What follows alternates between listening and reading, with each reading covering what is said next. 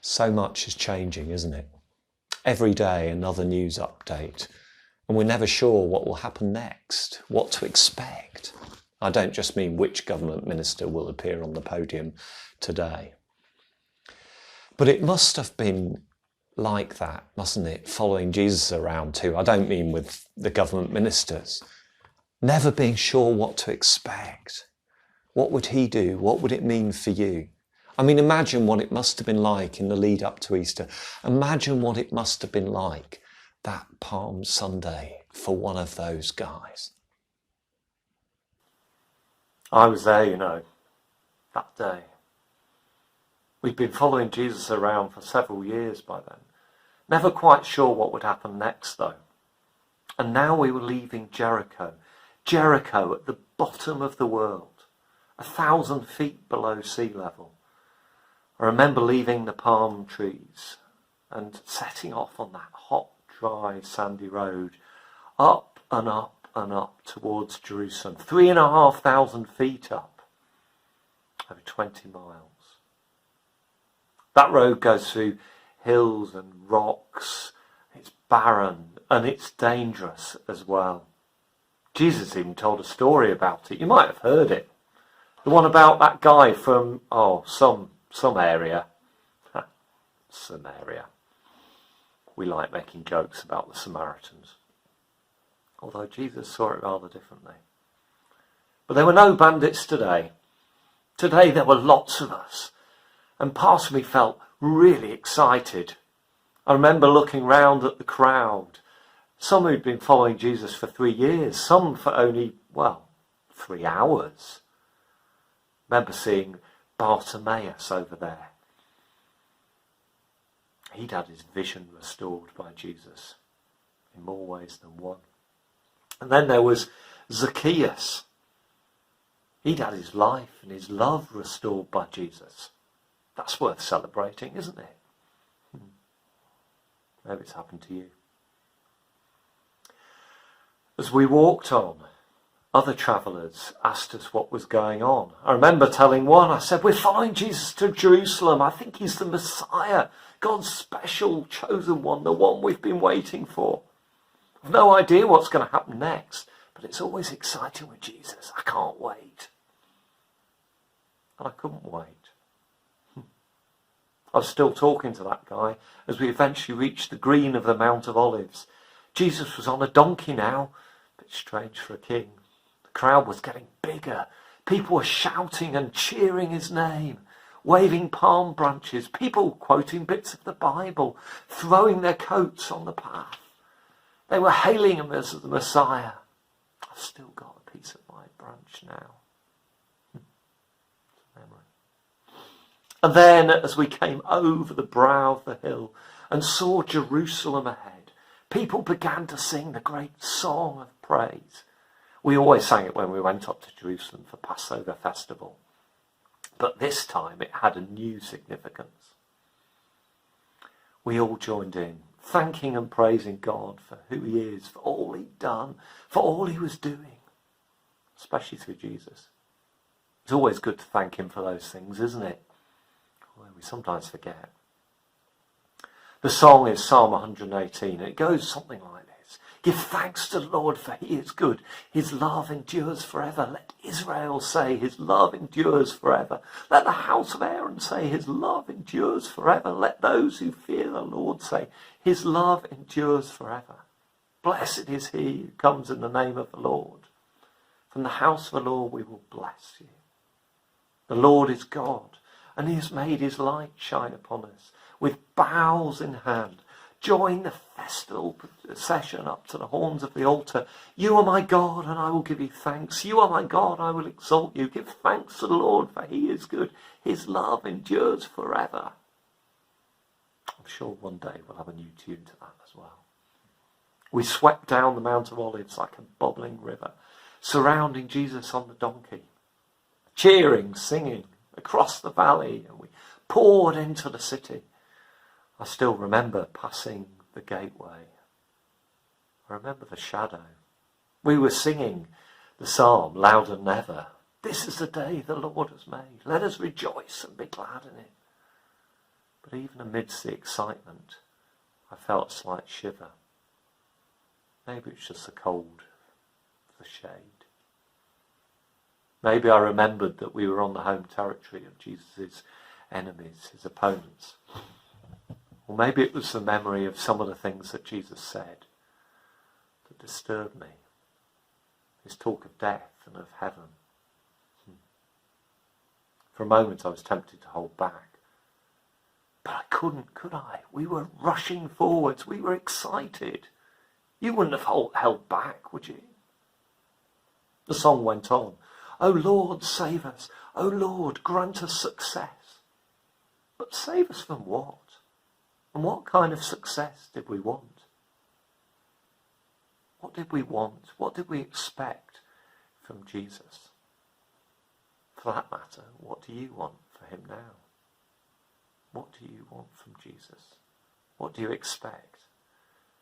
Most of us were hoping that he would free our nation, that he would overthrow the Romans, that we could have our land back, things how they should be, under our control.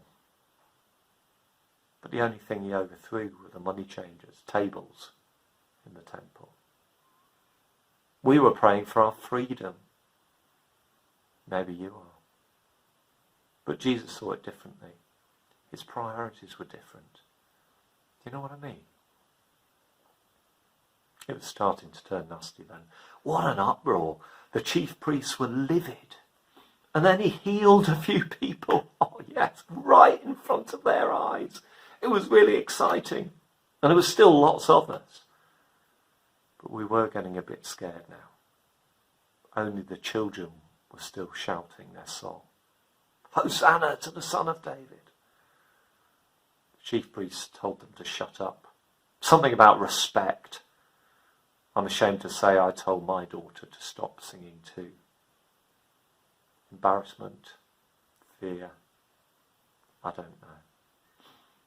But Jesus, cool as a pomegranate, pulled us up short with Psalm 8. You've taught children and babies to give you praise. Everyone knew how it went on. They silence your enemies who seek revenge. But this wasn't the script, was it? What did kids matter at a time like this? This wasn't the success we'd imagined when we were singing. Jesus was meant to be overthrowing the Romans. Jesus was meant to making everything right in the way that we expected. He wasn't meant to be overthrowing our own systems, our own leaders, our own ways of doing things, the customs we were familiar with. That wasn't meant to change. It wasn't what we expected. And I started to wonder whether I really did want to follow Jesus. If this was what he was really about. If success had to be on his terms, not mine. Well, don't we all do that sometimes? As Jesus walked out of the temple back towards Bethany that evening, I wondered whether I'd follow him next day. Well, wouldn't you? I thought about the crowds, the rejoicing, the singing, the celebration, the waving, the palm branches. And I looked at that piece that I still had in my hand. I thought about my hopes and expectations of Jesus. That he would give us, that he would give me success. That I could watch and cheer as he sorted everything out, put it right. But then I thought of the confrontation. The tables turned, the disruption, the opposition. I thought of the kids singing of their faith and mine, of my reaction and his. As I took my daughter's hand, she held out to me another piece of palm leaf. She'd woven it into the shape of a cross. Looking back, beautiful as it was, I really didn't want to take it. I just wanted my own palm leaf. Without the cross. Well, wouldn't you? Wouldn't you prefer to have the celebration but not the suffering? Wouldn't you prefer Jesus just to make everything instantly okay without the need for the cross? Wouldn't you prefer a God who just blasted away everything that was wrong in the world? But of course we might get blasted away too. Would you really prefer a religion which denied suffering and pretended everything was perfect in the world? Or would you prefer a religion that said, it'll be all right one day, but was no help now? Or would you prefer to follow a God who stays distant, who left us alone in a mess and didn't get involved personally through his Son?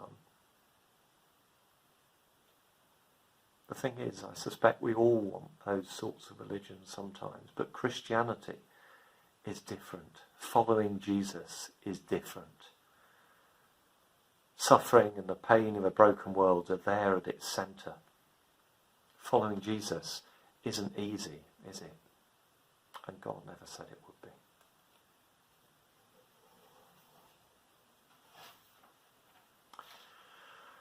My story didn't end at the temple. A few days later I was back on the Mount of Olives. This time it was much darker in every sense and quieter. No crowds now, just a handful of followers of Jesus. And Jesus himself in that shadowy moonlit garden. I watched as Jesus agonised over his own future. He pleaded with God, his Father, to free him from the suffering that he was about to drink, that was his to drink.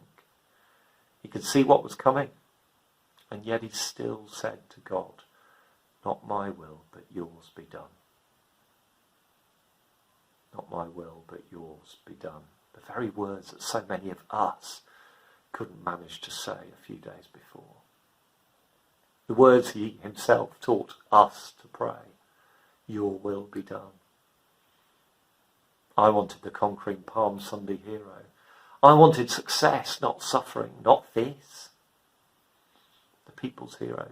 The king, the miracle worker, the one who could do whatever he liked, walking on water, now on his knees, in the dark, pleading with God, but subjecting himself to God's will.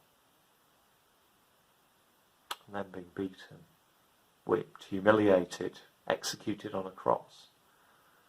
The Son of God who rejoiced in that Palm Sunday celebration, but also suffered the Good Friday humiliation.